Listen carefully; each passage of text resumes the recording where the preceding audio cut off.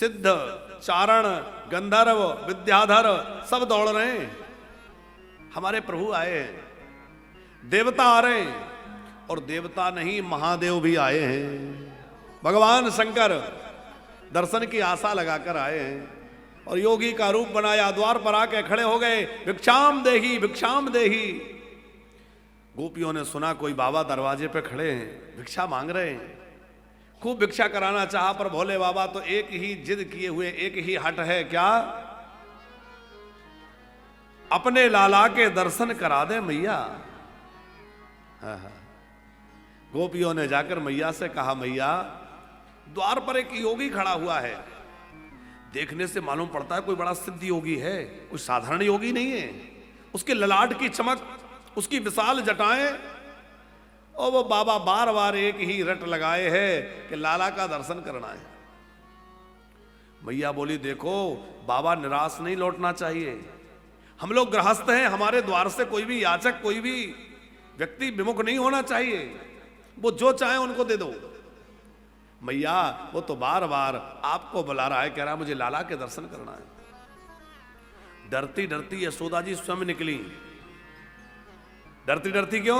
बोले अभी तो लाला को जन्म दिया है, अभी तो 6 ही दिन हुए थे, 6 दिन भी नहीं हुए। कब जन्म हुआ लाला का?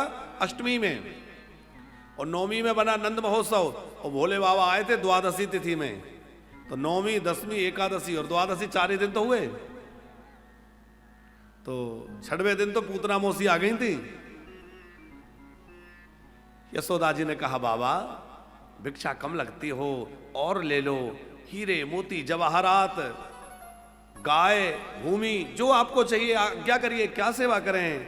भोले बाबा बोले, ना चाहिए तेरी दौलत दुनिया, ना ये माल खजाना, ना ये माल खजाना, अपने लाला के दर्शन करा दे मैया, अपने लाला के दर्शन करा दे मैया, अपने लाला के दर्शन करा दे मैया, अपने लाला के दर्शन करा दे मैया। मैं दर्शन को आया, मैं दर्शन को आया। अरे मैया तेरे द्वारे, यशोदा तेरे द्वारे, बाला जोगी आया, बाला जोगी आया। मैया समझा रही है, देखो बाबा मेरा लाला बहुत छोटा सा है, आपके गले में ये भयंकर नाग हैं, कहीं इनको देख के डर गया तो? भोले बाबा बोले, मैया इन छोटे छोटे नागों से डरने वाला नहीं है, वो बड़े बड़े नागों का नाग नथैया होगा, वो डरने वाला नहीं है, सबको डराने वाला है। पर यशोदा जी तो भगवान शंकर की बातों को समझ नहीं पा रही हैं। बाबा चाहे जो हो, पर दर्शन तो नहीं करा पाऊंगी, लाला को बाहर कैसे लाऊं? बोले बाबा बोले, सुन मैया, हम भी बिना दर्शन के जाने वाले नहीं हैं, और आसन लगा के बैठ गए नंद भवन के कुछ दूरी पर जाकर के।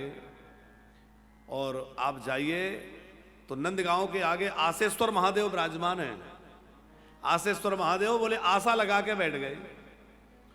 अच्छा, हम लोगों के लिए तो आसेश्वर का अर्थ जो है वो ये है कि हम लोग जो आशा लेकर जाएं भगवान शंकर पूरी कर देते हैं, इसलिए आसेश्वर। लेकिन वैसे आसेश्वर नाम क्यों पड़ा? बोले आशा लगा के बैठ गए। अब बालकृष्ण ने सोचा कि मैया तो दर्शन कराएगी नहीं, भोले बाबा बिना दर्शन के जाएंगे नहीं, अब तो मुझे ही कुछ करना पड़ेगा। पर 3 दिन के बालक, 4 दिन के बालक क्या करे? अब बोल तो नहीं सकते, नहीं तो लीला गड़बड़ा जाएगी। बच्चा बोलता है, बालक क्या करता है? अरे कोई वस्तु खानी हो, भूख लगी है या कुछ भी है, तो बच्चा क्या करेगा? रोएगा। कन्हैया रोने लग गए। अब मैया ने बहुत समझाया, बालक चुप ना हो। तो जो बड़ी बूढ़ी गोपियां हैं उन्होंने लाला को गोद में लिया, बहुत तरह से दुलार किया, पर लाला तो रोने से बंद ही नहीं हो, बस रोए जा रहे हैं, रोए जा रहे हैं। एक गोपी बोली, मैया मुझे तो लगता है वो बाबा बैठा उसने कोई जादू टोना कर दिया, क्योंकि वो कोई मंत्र पढ़ रहा है। हो ना हो उसी ने कोई जादू टोना किया है, क्योंकि तभी से लाला रो रहा है। मैया बोली, एक काम कर, जाके पूछ बाबा से कि कुछ झाड़ फूक जानते हैं क्या। एक गोपी दौड़ती भाई गई, बाबा से पूछा, बाबा कुछ झाड़ना फूकना भी जानते हो कि नहीं। बोले बाबा, बोले क्यों। गोपी बोली, हमारा लाला बहुत रो रहा है। मैया, यशोदा का लाला बड़ी देर हो गई रोने से बंद ही नहीं होता। बोले बाबा को लगा ये बहुत अच्छा अवसर है, ये बढ़िया अवसर मिल गया।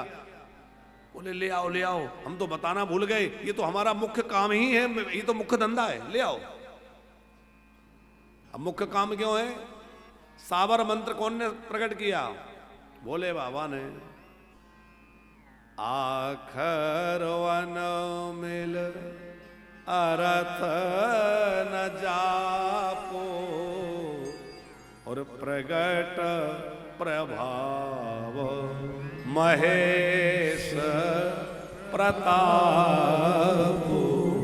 सावर मंत्र जाल जिन सिर जा। सावर मंत्र जाल जिन सिर जा।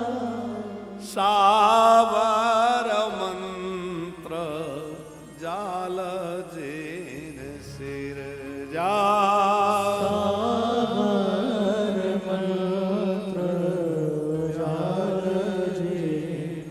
सावर मंत्र को प्रकट करने वाले भगवान महादेव हैं।